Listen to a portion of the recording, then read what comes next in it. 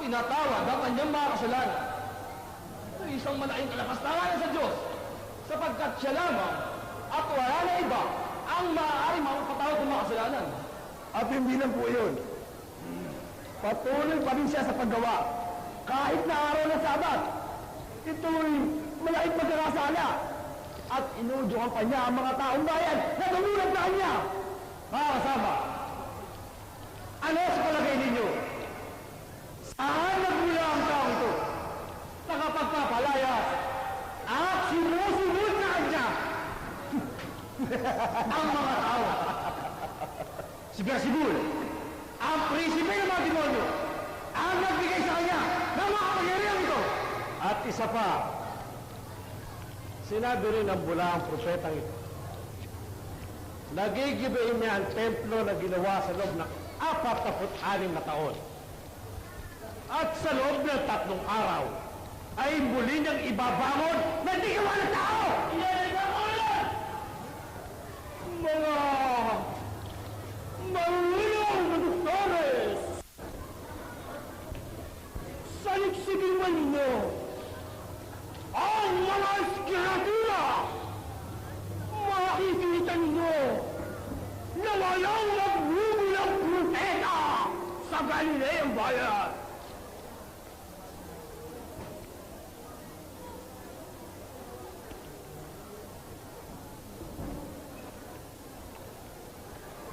Ano ka?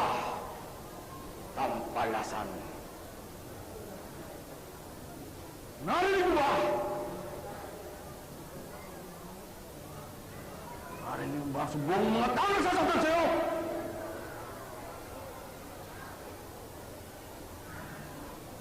Ano't hindi ka sumagot?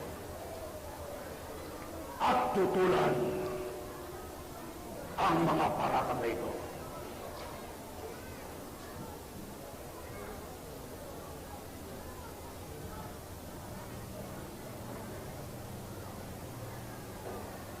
Kung gayon,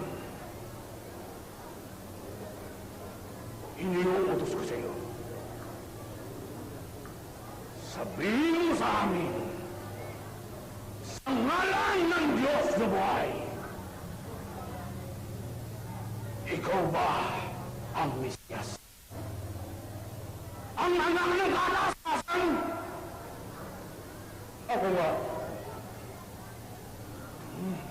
At mula ngayon, ay makikita ninyo ang anak ng tao na nakaupo sa kanan ng makapangyarihan. Ito'y ang kalapastangan sa Diyos! Mga kasama, ano ba ang matotoo ang kailangan natin? Tayo na nakarinig! Buhat sa sarili ng bibig. Kung ngayon, ang dapat na maging hatol sa taong ito Ay, kamatayan! Bakit? Bakit kinakailangan hatulan ng kamatayan itong si Jesus? Wala naman siyang ginagawang kasalanan. Kasalanan ba ang pagtutuno sa bayan na matuwid at pananampalatayang wagas sa isang tunay na Diyos? At aling kasalampas sa mundo ang dapat purin? Nabigaya ng kababaan loob na iginamalas niya sa lahat ng tao. At kung hangad ba ni Jesus ang lumapastang sabay kapangyarihan sa Udea, ay ano kaulugan na itinuro niya sa mga Herodianos? Na ang kay Cesar ay kay Cesar, at ang sa Diyos ay sa Diyos naman. Ayon sa kailingan at sumbong ng karamihan, ay aming inutay. Nililinis niyo ang maratan na mali yung kay Kiba. Namamali ka ni Gudemos. Si Jesus ay nagkataon tao buwan sa langit. Pinamamarani ni Kristo na siya ang tunay na Diyos na nanag dito sa lupa. At sa di mabilang na tayo pinahig niya sa tanan. Nagigibay niya ang templo at sa loob ng 3 araw ay muli na ibabangon. Ngunit iba ang kahulugan niya rito. Minsan ay gulo niya ang simbahan at doon ay pinagtapunan niya ng hampas. Ang mga Ginoo na gawin na ng kalakal Na wala namang binabagabag kahit sino. kundi upang papaniwalain na siya ang tunay na Diyos. Pinananalig ang tao sa kabugan. Mga gayumang natutuhan niya marahil sa kanyang mga ninuno. Ang kabungan na ito ng Diyos ay hindi nalilingid sa mata ng bayan. Kaya dapat patawan ng parusa! Alang-alang sa kapayapaan! Maipag-aalinlangan ba ninyo kanyang pagka-Diyos? Sinabi ni Propeta Mityas na isisilang sa Belen ang tutubos sa bayang Israel. Maliwanag.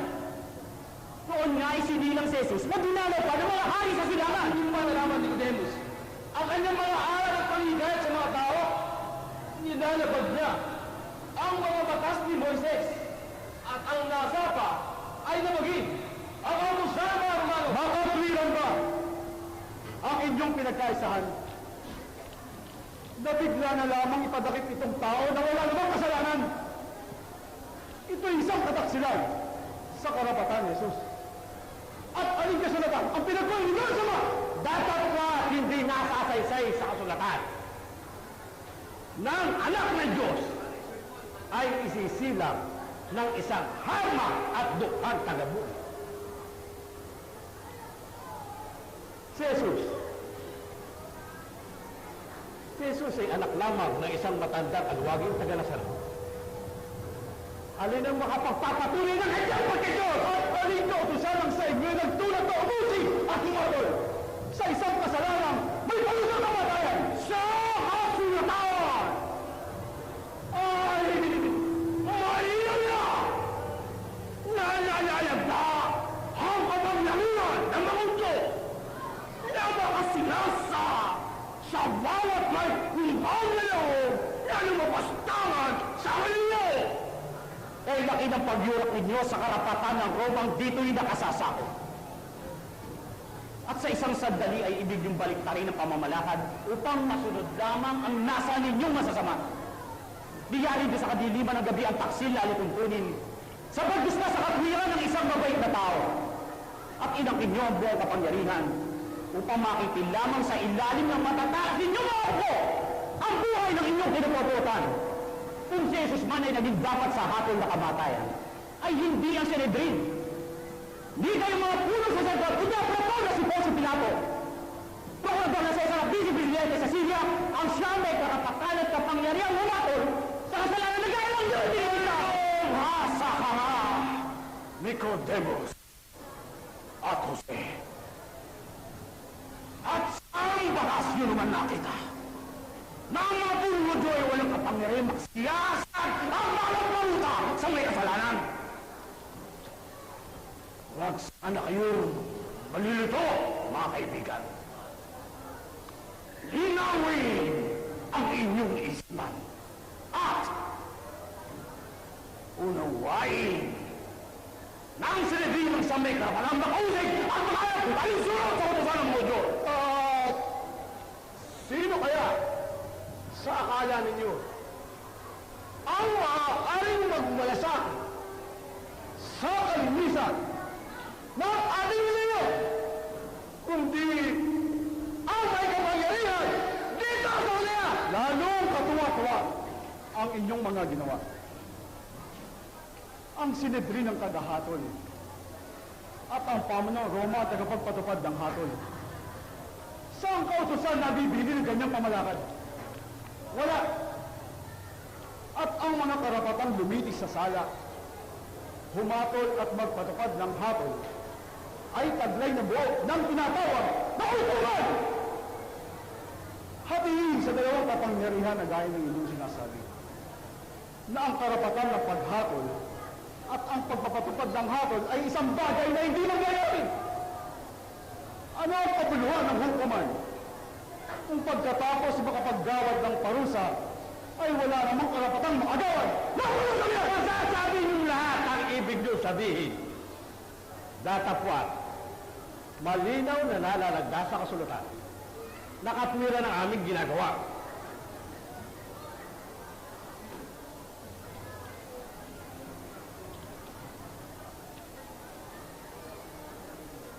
Tunay, at sa batas ay binibigyan kapangyarihan ng mga punong Hudyo upang lumitis sa kasalanang mabibigat.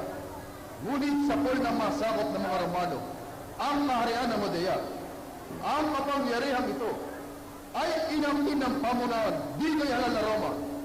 At sa lalawigan ay si Poncio Pilato, ang kinatawan ng Cesar, at sa klawan niyang katungkulan ang mag-usig sa kasalanang mabibigat laban sa kanya ay walang sino man makikipaghimasok ng sino ang puno ng mga Hudyo. Bukod sa rito, ay isang tadhanang mahigpit na ipinagbabawal ang humako sa kasalanang mabibigat sa araw ng pagsisimula ng paglilitis. Nagaya rin naman ang paggawad sa gabi, ang humako ng kamatayan. Datapwat ang mga batas na ito'y sinalang sa ninyo. Sa pag-agap marahil na wag nang masikatan ng araw, ang tahi-tahing kalapas pangaran, niyari niyo sa katilero ng gabi. Huwag niyo ang modelo! Ako yung pagmamutuin!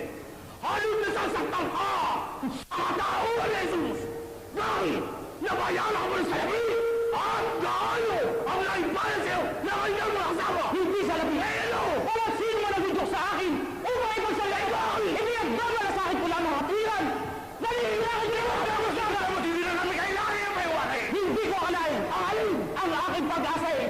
Ang gobyerno na pinalumikha ng batas upang tutundin! Ang lahat ng ito! Ang lahat ng lay ito! Kung hindi nakakailanganin, ay itong paglalaman sa lupa!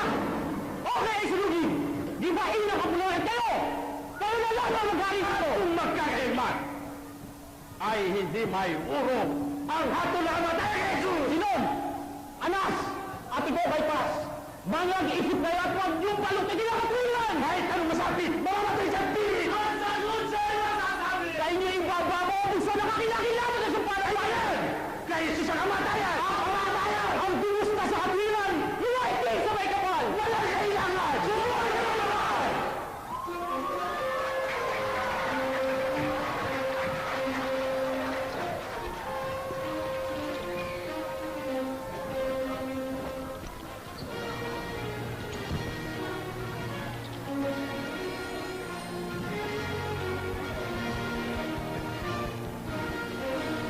Makakama.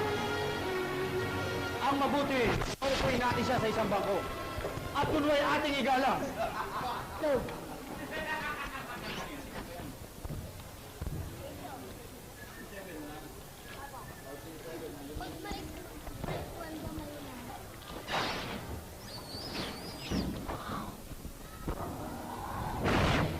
Mukhang kulang. Pahawakin natin siya ng isang tuyong sanga na magmukhang hari.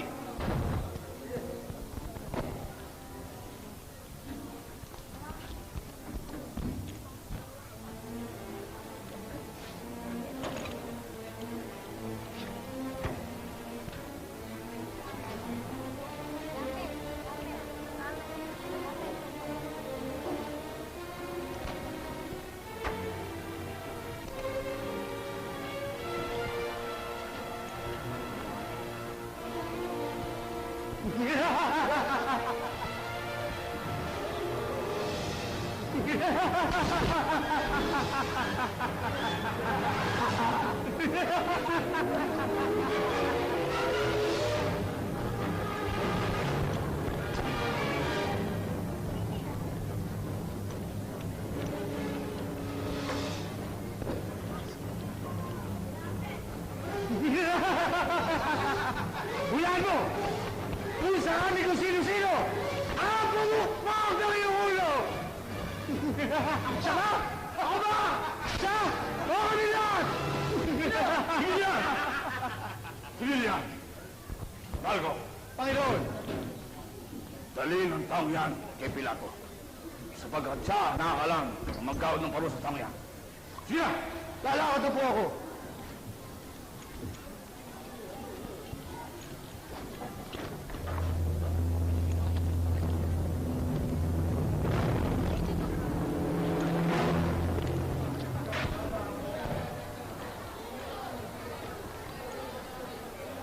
Pinagkaluloko ang taong walang kasalanan. Ano ang Panginoon namin? Nakuha mo na sa labi at lumagda ka sa kasulatan! Narito! Narito ang salaping may bahid ng dugo ng aking guro. Awan niyo na pangalan niyo na siya! Huta! Umalis ka na rito sapagkat wala ka nang magagawa pa. Napagtibay na namin ang hatol na kamatayan kay Malaki na mo! Kaya mo hindi ninyo pinansin ang aking manhik. Itong salaping may bahay ng dugo, iniiwan ko.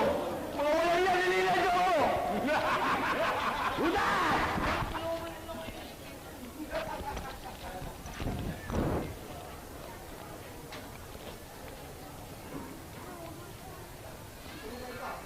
Ano yun? Nagpagpos ako to sa na ang salaping iyan ay ilagay sa kabayyaman ng ating templo. Pagka yan po ay naging pambayad ng buhay ng isang tao. Ano po ang dapat natin gawin niya? Ang maganda siguro ay lilihin natin ang lupain na magpalayo upang maging libingan ng mga taong talo sa templo. Maganda po yung naisipan.